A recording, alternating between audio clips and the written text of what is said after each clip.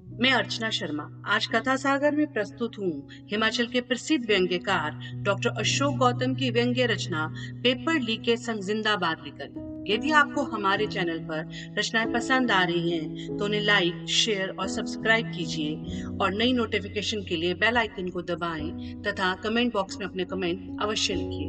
अब के ज्यों ही एक बार फिर पेपर में नकल करने वालों, पेपर सॉल्व करने के इंतजार में बैठे विशेषज्ञों से पहले पेपर लीक करने वाले अखबारों, टीवी की हेडलाइन बने तो ऑल इंडिया पेपर लीकेज संघ के राष्ट्रीय कार्यालय में हड़कंप मच गया। आनन फानन में ऑल इंडिया पेपर लीकेज संघ के प्रधान ने गुप्त 5 स्टार होटल में राष्ट्रीय कार्यकारिणी की आपात बैठक बुलाई। ज्यों ही बैठक में ऑल इंडिया पेपर लीकेज संघ की कार्यकारिणी के सारे सदस्य पहुंचे तो ऑल इंडिया पेपर लीकेज संघ के राष्ट्रीय प्रधान ने बिना किसी भूमिका के बैठक को संबोधित करना शुरू किया।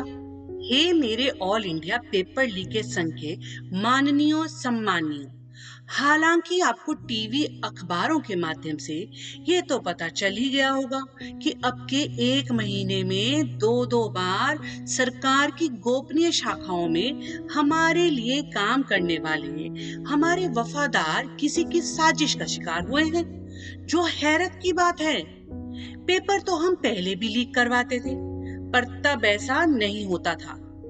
अब पता नहीं ऐसा क्यों हो रहा है। ये चिंतन का विषय है, गंभीर चिंतन का विषय है। इसी चिंतन को लेकर आप सब नेशनल बुद्धिजीवियों के साथ ये आपात बैठक रखी गई है। Being a lifetime president of All India Association for Paper Leakage, आपको ये बताना भी मेरा नैतिक दायित्व बनता है कि पता नहीं इन दिनों हमें किसकी बुरी नजर लग गई है। कुछ समाज विरोधी तत्व हमारे विरुद्ध साजिश रचने में अब के फिर कामयाब हो गए हैं, जिन्होंने पेपर लीकेज की स्वस्थ परंपरा की गरिमा को एक बार फिर ठेस पहुंचाकर हमें ललकारा है। सरकारी विभागों में अपनी नौकरी हथेली पे रख हमारे लिए काम करने वालों की अस्मिता को ललकारा है। इसके लिए इन समाज विरोधी तत्वों की जितनी भर्त्सना की जाए कम है, पर हम भी हम हैं। हम उनके किसी भी नापाक इरादे को पाक हरगिज नहीं होने देंगे।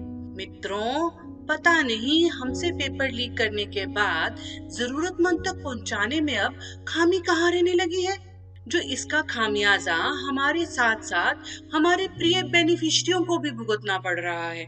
हमें इस बात का कतई दुख नहीं कि हमारी वजह से जी जान से तैयारी करने वाले लाखों योग्यों को परीक्षाओं में बैठने से रुकना पड़ता है, पर हमें इस बात का दुख जरूर है कि हमसे लीक पेपर लिए व्यवस्था के होनहारों को प्रशासन द्वारा यूं ही तंग किया जाता है। इसके लिए हम माननीय कोर्ट का दरवाजा खटखटाएंगे। हम अपने संघ के बदला लेने के उद्देश्य से पकड़े गए अपने निरपराध बंधुओं को छुड़वाने के लिए जहां तक होगा वहां तक जाएंगे।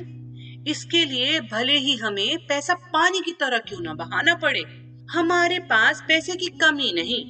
हम जानते हैं कि पैसे से यहाँ सब कुछ खरीदा जा सकता है।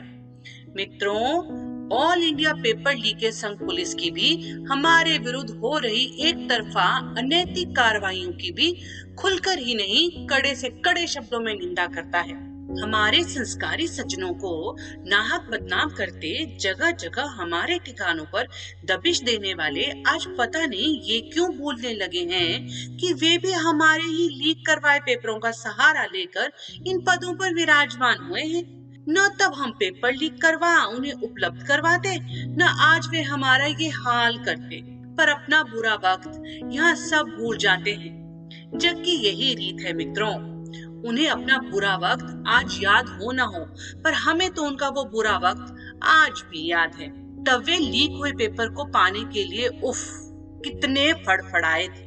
मैंने प्रदेश स्तर के संघ के प्रधानों को स्पष्ट आदेश भेज दिए हैं कि जिन जिन ने हमारे लीक पेपर को खरीदने के बहाने हमसे दगा किया है, हम उन्हें भविष्य की तमाम प्रतियोगी परीक्षाओं में बैठने वाली उनकी किसी भी पुष्ट के बंदे को पेपर लीक करवाने के बाद किसी भी कीमत पर पेपर उपलब्ध नहीं करवाएंगे। फिर देखते हैं वे कैसे सम्मानीय सरकारी पदों पर पदियाते हैं। बंधुओं, वैसे अब मुझे कुछ लगने लगा है कि भविष्य में हमें प्रतियोगी परीक्षाओं के पेपर लीक करवाने के लिए अतिरिक्त सावधानियां बरतनी होंगी। भविष्य में अब जरूरतमंद पेपर क्रेताओं तक पेपर पहुंचाने से पहले उनके चरित्र की भली भांति जांच करनी होगी। मित्रों, जिन्होंने हमसे भूसे के भाव पेपर खरीद हमें धोखा देकर हमें बदनाम करने की नाकाम कोशिश की है, मैंने राज्य स्तर पर अपने खुफिया सेवकों को आदेश दिए हैं कि वे उन लोगों की लिस्ट जितनी जल्दी हो सके बना हमें उपलब्ध करवाएं, ताकि हम उन पर कानूनी कार्रवाई करवा अपने को समाज में एक बार फिर दूध का धुला साबित करवा सके, ताकि उनको ये साफ साफ मैसेज जाए कि पेपर लीक कराने वालों से पंगा लेने का मतलब क्या होता है। मित्रों, लीकेज यहाँ कहाँ नहीं, यहाँ पीएम कार्यालय से फाइलें लीक हो जाती हैं, यहाँ सीएम कार्यालय से गुप्त फाइलें लीक हो जाती हैं, यहाँ रक्षा संबंधी गुप्त दस्तावेजों की फाइलें लीक हो जाती हैं। ऐसा सब इसलिए होता है कि लीकेज हमारी जीवन शैली का अभिन्न अंग है। हम अपना सब कुछ रोक सकते हैं, पर लीकेज नहीं। सच पूछो तो लीकेज का जन्म उसी दिन हो गया था जिस दिन पाइपों का उद्भव हुआ था। मित्रों, पेपर तो पहले भी लीक होते थे, पर तब इस पावन काम के लिए संगठन नहीं बने थे। उस वक्त भी मास्टर साहब क्लास में अपने मेंटली वीक सेक्शन को पेपर बनाकर बता देते थे, परंतु जब से इस काम ने संगठनात्मक रूप लिया है, तब से हम कुछ समाज विरोधियों की आंखों की किरकिरी होने लगे हैं। बंधुओं, पेपर बनाना उनका अधिकार है, तो पेपर लीक करवाना हमारा जन्मसिद्ध अधिकार। और पेपर ही क्या जो लीक न हो। पेपर की सार्थकता उसके बनने में है, तो पेपर बनने की सार्थकता उसके लीक होने में। अधिकारों का मालिक हमें हमारे मौलिक अधिकारों से वंचित कर सकता है, पर हमारे जन्मसिद्ध अधिकारों से नहीं।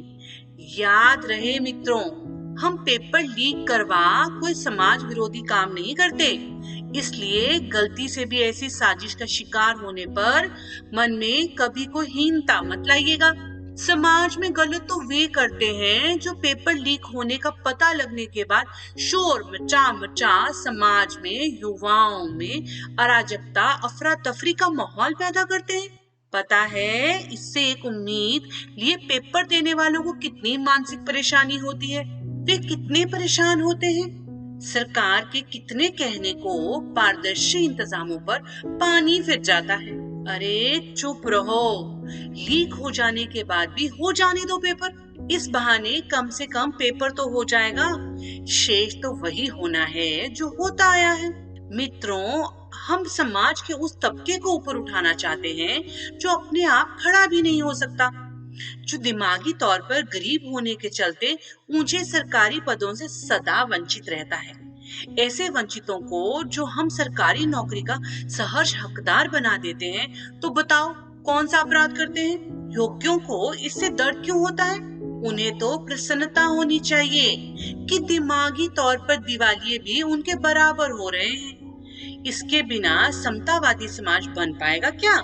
योग्यों को तो कोई भी कहीं भी नौकरी मिल जाएगी, पर जो हम इनको पेपर लीक कर उपलब्ध न करवाएं तो बेचारे इन वंचितों को नौकरी कौन देगा?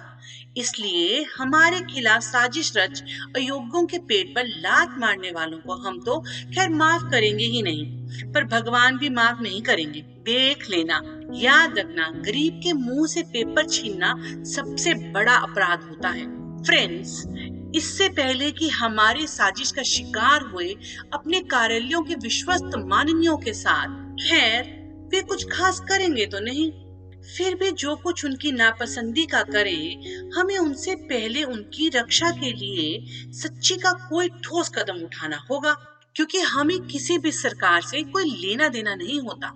हम किसी एक सरकार के नहीं होते, हम सब सरकारों में होते हैं। हम सब सरकारों के होते हैं, इसलिए हम तमाम सरकारों से मांग करेंगे कि जब हम अपने ऑफिसों के बाथरूम की लीकेज को ही नहीं रोक पाते, तो पेपर लीकेज के बारे में भी गंभीरता से सोचना अविलंब बंद किया जाना चाहिए। पेपर लीक करवाने वालों को नाहक तंग करना बंद किया जाना चाहिए, ताकि हम सब अपना कर्तव्य निर्वहन पूरी ईमानदारी से भविष्य में और भी निडर होकर करते रहें। हम तहसील स्तर पर सरकार को ये भी ज्ञापन सौंपेंगे कि हमारे पेपर लीकेज करवाने के बुनियादी हक की रक्षा हर हाल में की जाए, हमें जलील कतई न किया जाए, वरना हम जो कुछ भी करेंगे उसके लिए पूरी तरह हर सरकार जिम्मेदार होगी, हम नहीं। जय हिंद, जय लीकेज, जय ऑल इंडिया पेपर लीकेज संघ। तो दोस्तों, इसी के साथ ये रचना यहीं पर समाप्त हुई। मिलते हैं जल्दी नई रचना के साथ। धन्यवाद।